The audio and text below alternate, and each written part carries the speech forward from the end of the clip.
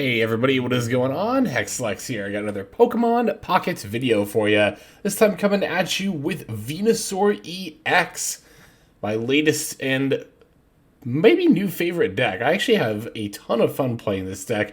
I'm also a little bit biased because Bulbasaur was my first starter, so Venusaur always has a soft spot in my heart. So, diving right into our first game against a Poliwrath deck. I'd never seen Poliwrath before this game. The ability on it is quite fascinatingly good. The ability to deal 20 damage whenever attacked on 150 HP, definitely not a bad body. For our deck, we are on 2 Bulbasaur, 2 Ivysaur, 2 Venusaur EX, 2...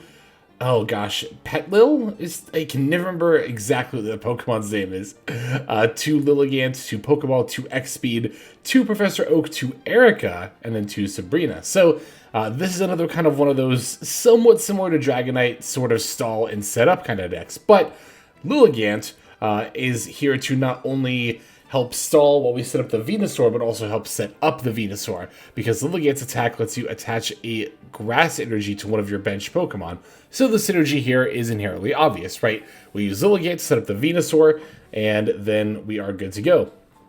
Here we did only open the Bulbasaur, so we have to lead off with that, unfortunately, but we do have the Ivysaurs as well as a Venusaur in hand.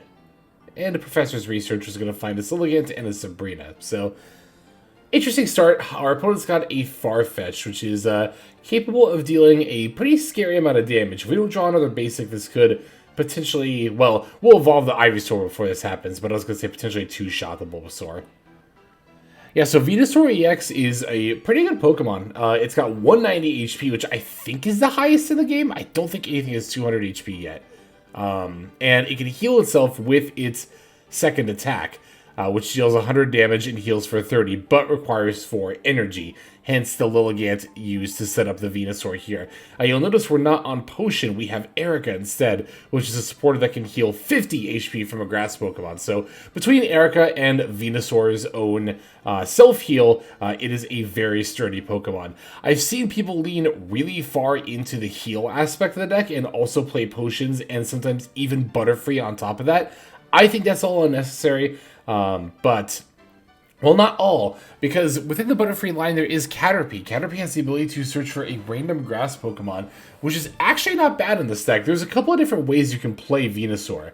I personally think Lilligant is the strongest here. I'm debating where I want to put this grass energy. If I want to continue to develop the Bulbasaur, or if I want to... Well, I'm deciding if I want to try to retreat it or not, or just let it get KO'd here.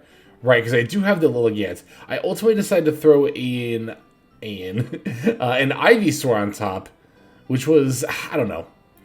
I thought that maybe I could get one more turn of setup out of it because the Farfetch'd would need to two-shot it. Okay, the Poliwrath is online for our opponent back there. I'm going to start putting energies on it. I will say, yeah, here I'm bringing Poliwrath because I was like, what does this do? I've never seen this before. The 3 energy for 80 HP is a bit much, but I think, again, the ability is quite solid. So, in case you missed it, because I was reading the Poliwrath there, our opponent actually used Giovanni to one-shot our Ivysaur, which is actually fine with me if they use up their Giovanni there. So, top-taking Pokeball, we're going to go into that. But as I was saying, you could use Caterpie, that's another variant of this deck, even though I think Lilligant is probably the way to go. Wheezing, which I've played in a couple of decks already. Wheezing Venusaur is also a thing. You could just use the Venusaur for setup. But again, I think the Lilligant's Leaf Supply is really, really good.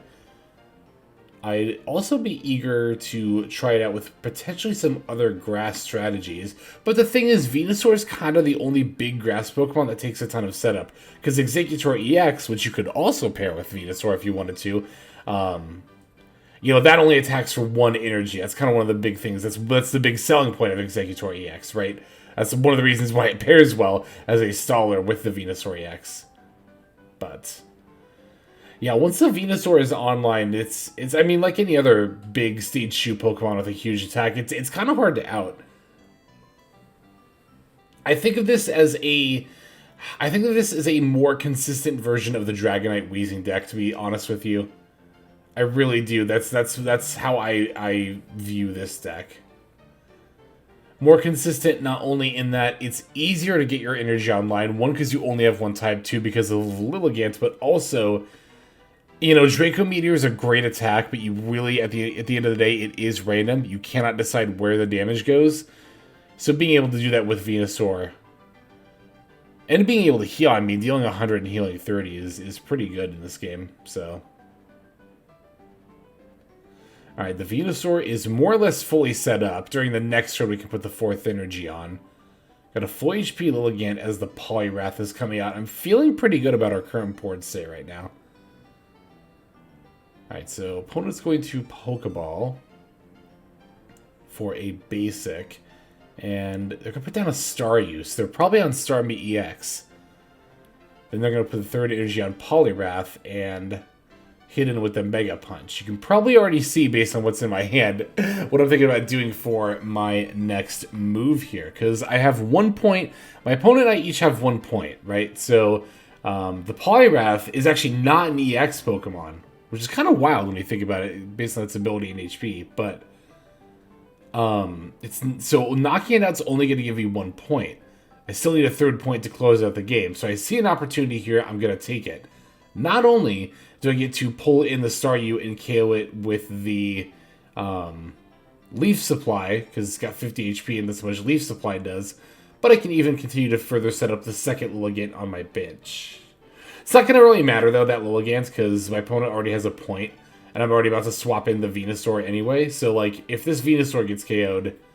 Well, also, they're about to KO this Lilligant, so even if the Venusaur wasn't an EX, it still would be a bit of a moot point, wouldn't it?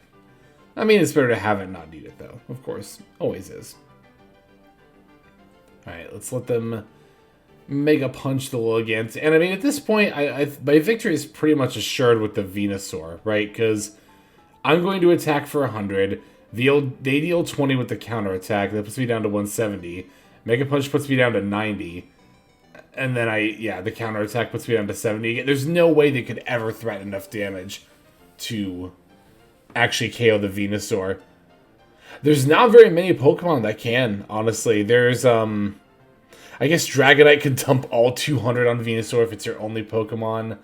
Oh, what's the other one? I guess Lickitung is an out that could one-shot Venusaur. But Venusaur can tank a side drive if it's at not even necessarily full HP, but mostly full. And being at mostly full is not hard with the 3rd or the 2nd attack to healing 30, right? So yeah, being able to take a side drive is pretty huge. It can tank 2 of Pikachu EX's attack, even if they have 90 bench, right? Because 90 plus 90 is 180. We have 190 HP. So we can take 2 of those. And I mean, we'll KO the Pikachu, even if we only use Razor Leaf. We can still 2-shot the Pikachu before it can ever 2-shot us, right? So yeah, totally unnecessary, but I'll use the Erica here, because why not? Before going for a Giant Bloom on the Poliwrath, securing our 3rd point, and winning the game here. Well, we'll win in a moment, but there it goes. All right. So, yeah, Poliwrath. Interesting card. Had not seen it before this game. It's funny because I remember thinking at some point, maybe even earlier today, like, oh, I wonder if there's an ability, or it'd be cool if there was an ability that, like, did damage when you got attacked. And, oh, lo and behold, it actually exists. So, alrighty.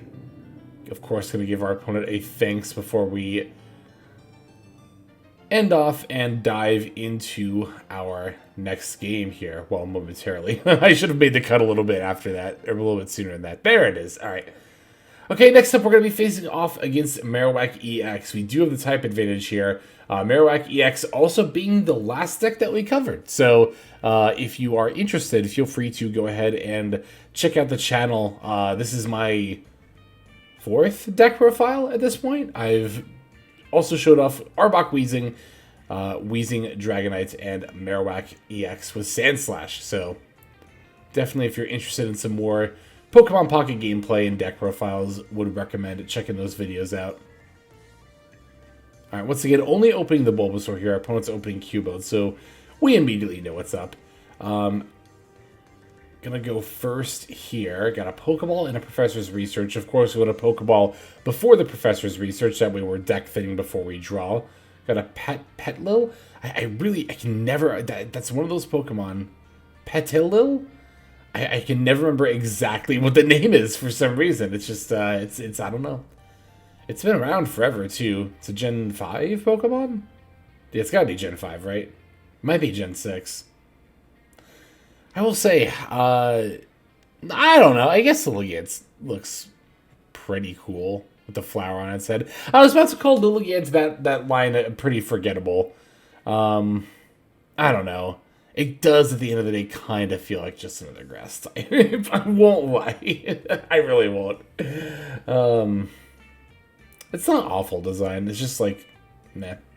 Meh. Alright, anyway. Yeah, opponent's got a Farfetch as well as a Sandshrew in the back there. The inclusion of Farfetches. I mean, I was going to say it's quite interesting, but it's really not that out there. It's really not out there to see Farfetch in just about any given deck. Farfetch is, I think, definitely the best generic attacker. Being able to deal 40 damage for 1 of any energy, that's quite good. You can literally slot that into any deck.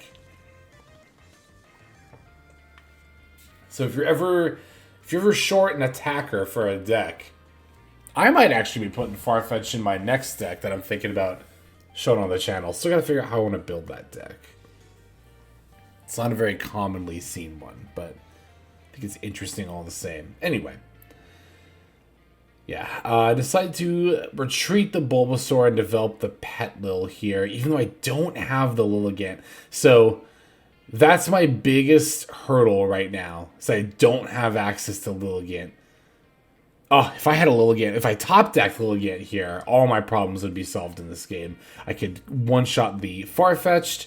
I could start developing the Venusaur a lot more quickly. We're really going to have to see if we draw it there. I think Slap's going to take the Petlil down to 20 HP. And it is an X speed. An X speed. It is not a Lilligant. Unfortunate. Very unfortunate. Yeah, debating where I want to put this grass energy. I'm like, you know what? I gotta develop this Ivysaur. I really do. Oh yeah, here's the big thing I was kind of hesitating on is, do I use my Erica here? And I ultimately did decide to do it. Because here's the thing. I'm like, okay, if Petlil is not going to evolve into Lilligant and develop the Venusaur, then I'm going to have to develop it some way. And the only alternative to using Erica is to have my stuff start getting KO'd a lot sooner. And then, I mean, especially if I, okay, so if I let this Petlil get KO'd and then I bring out the second one, a Sabrina at that point would be absolutely devastating. Because I either have to put out the Bulbasaur, which is definitely going to get one shot, or my Ivysaur, which I'm still trying to develop right now, right? So, yeah, I'm not in the best spot here. Top decking another Erica instead of a Lilligant, and I'm pretty much going to have to end up doing the same thing I did last turn here. I'm going to develop the energy onto the Ivysaur. I'll evolve into Venusaur now, because I know I can start attacking on the next turn. And then, yeah, once again, I'm just going to Erica the Petlil here and just use it to continue to stall. I'm attacking for 10 at a time here. It's not really going to do much, but there's kind of no reason not to, right? So it doesn't really matter if I attack with Venusaur, because even Razor Leaf could one-shot the Farfetch. But, of course, the issue with this game plan, too, is that it also gives my opponent more time to get energy on their stuff. I'm surprised that Marowak still only has 1 fighting energy on it. I'm actually quite surprised by that. I think what my opponent's about to do here, though, is swap out the Farfetch and bring in the Sandslash, and then just one shot. Apparently they're sick of me. They got sick of me using Ericas on this thing, but, you know, this came right on time. Now, the problem here for me at this point is that I cannot one-shot this Sandslash this turn with Venusaur. Because Razor Leaf's going to deal 80 and it's got 100. Can't get that 4th energy on for Giant Bloom in 1 turn. I do have a Sabrina. I have 2, actually. But the problem is if I play Sabrina here, they bring in Marowak. Maybe I should have done it this way. They bring in Marowak, and even if they land 2 heads, yeah, that is 100% how I should have done it. Wow, you know what? This is one of the reasons why I really like making videos, honestly. Not just for Pokemon, but for any given card game. Because that was my main reason for not Sabrinaing there. Is I was thinking, okay, even if they bring in the Marowak, they could still just start attacking with it right away. But even if they landed 2 heads, they couldn't one-shot me. And I could definitely KO them on the crackback. And the only other option was to bring in Farfetch'd. Well, no, I guess that would have been fine. If they bring in Farfetch'd, I one-shot it. They bring Sandslash back in. I still take the attack, but then I can one-shot the Sandslash, and I basically don't waste an attack. I absolutely should have Sabrina there. 100%. Yeah, there's no reason not to, the more I think about it. It's easy when you're in the game, in the moment, to get caught up and not consider such things. But, I mean, at this point, I'm just going to have to bank on my opponent's coin flips not being super great, right? Well, here's the other thing, though. Even if they land two heads in a... Or, well, not two heads in a row. If they land one of the two heads each turn in a row, that's 80 damage each turn for a total of 160. Might look bad because I'm at 140, but remember, I'm going to heal 30 of that back. So I just need 1 tails on each of these coin flips, and I'm going to survive with 10 HP and win the game. And it's looking like that's going to happen here. At this point, I just have to play. That's my out. I just have to get lucky. That's really all I can hope for here. Yeah, so... I mean, it doesn't really matter where I put this energy that I'm really debating. Well, I think I was more thinking about the circumstance of my situation being like, yeah, no, I just got to go for Giant Bloom and hope they only land 1 heads on the next turn. We're so close. Only 20 HP left. Opponent's going to draw for a turn. And they have a Giovanni. So now, I mean, they have to land 2 tails. It's down to these coin flips. They have to land 2 tails here. Really anxious. God, sometimes you get opponents that, yeah, and then there's the heads. So... unfortunate. If it weren't for that Giovanni, we would have gotten there. It would have been enough. But they get 2 points in this Venusaur EX, and that is going to secure the game. So, yeah, I had to show that game. Even though it was a loss, it was still really, really close, and I think a really good game. So, yeah, definitely going to send a thanks. I mean, you should send a thanks every time, really. Sometimes I will say I do speed click and try to get to the next game ASAP, and I forget about the thanks thing, but I try to send a thanks every time, so. Our last opponent's going to be on... I have Articuno EX, but this is really probably more of a Blastoise EX deck. I mean, they're going to play a Blastoise EX, so... yeah, I should have put that instead of Articuno EX, but oh well. Not that big of a deal. Yeah, the way that I do these with the post-commentary is that I like to fully edit them. So I edit down all of the video clips. I put all the graphics in. I do all the cutting. I do all the transition effects. I do literally everything.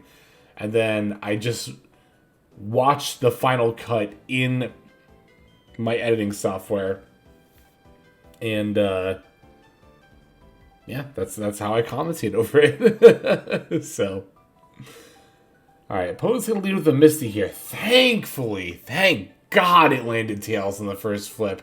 Oh, there are so many worlds where they just land 3 heads and I just lose right off the bat.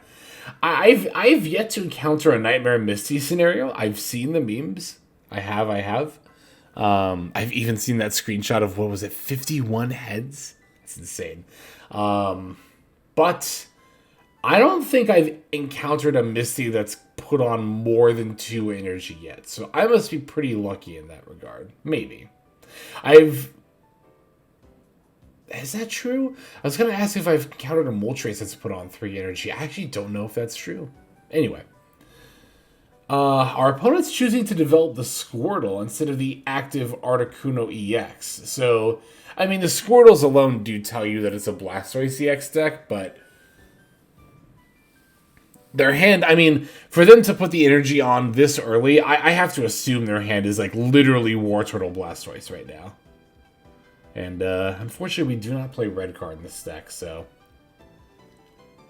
I don't think we could either, honestly. I think we need everything we're playing here. For Lilligant Venusaur in particular, I don't think you could play a different 20 cards. I think it's gotta be... well, I mean, of course, it's gotta be the 10 of the Bulbasaur... or rather, the Venusaur Lilligant lines. But even as far as trainers go, 2 Pokeball, 2 X Speed, 2 Professor... the Sabrinas, I guess, are the most debatable part. But Sabrina's Sabrina. She's so good. You gotta play her. I consider Sabrina... I would consider her a staple. Maybe not quite to the same degree as Oak and Pokeball. I think Oak and Pokeball you play in just about literally every single deck. Well, I guess Pokeball, there's like the Articuno EX All Trainers deck. Oak you play, I imagine, in literally every single deck. Pokeball, unless you're on a highly specialized list like Articuno EX 18 Trainers, you always play that. And then Sabrina... Didn't I see a deck recently that didn't play Sabrina? And I remember there being a reason for it, but I don't remember if... I could be making that up. Anyway. Yeah, so our Venusaur is online here. Didn't actually end up needing the Lilligant per se. Yeah, I should have used Blastoise EX for their deck thing. Oh well. No big deal. I mean, I guess to be fair, I could still have gone back and fixed it, but I've already talked so much about it at this point. Who cares? We're going to KO their Articuno EX.